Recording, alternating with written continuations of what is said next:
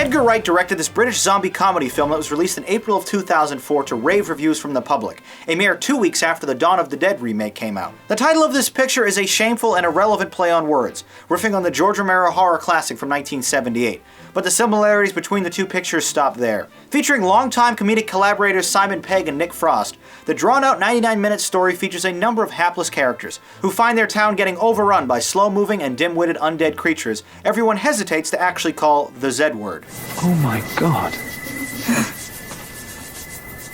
She's so drunk.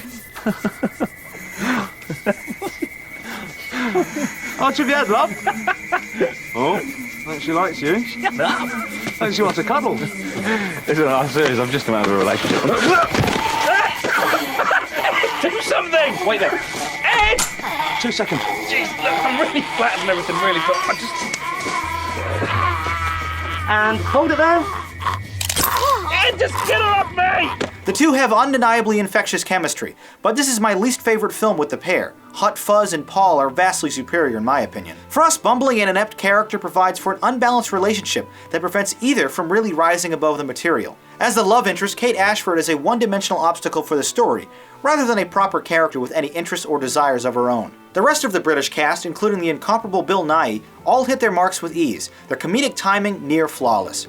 Wright's kinetic directing and burst-style editing gives this picture a sharp and fast style to it, and when it works, the film is hilarious fun and supremely entertaining. An awesome scene early has Pegg and Frost attempting to dispatch a couple of the monsters using an old vinyl collection, but only after they debate on the qualities and virtues of each album. Blue Monday is off limits, but the Batman soundtrack makes for a great projectile weapon. Similarly, an epic sequence set inside a dreary pub as the zombies close in around them, all fittingly scored to an in-world jukebox playing Queen's Don't Stop Me Now, provides for an immensely enjoyable moment. There are a few laugh-out-loud jokes sprinkled throughout, but mostly, the vast majority of the humor here is subtle, satirical, and only mildly amusing.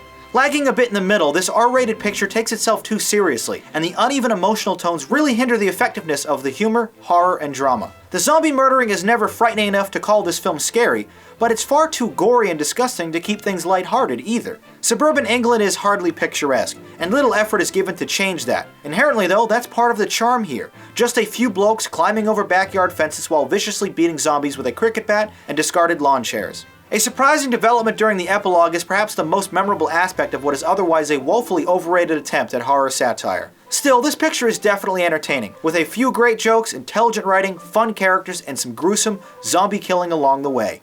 Shaun of the Dead. Emotionally inconsistent, but gory fun. Let's go to the YouTube comments now to read some of your reviews now that you've heard from me.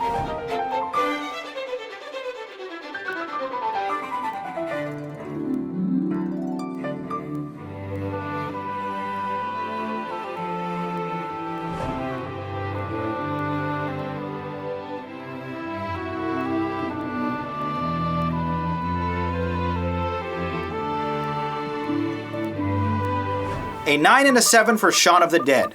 You love the British comedy duo, the humor, and even some of the horror elements. You thought this film was awesome.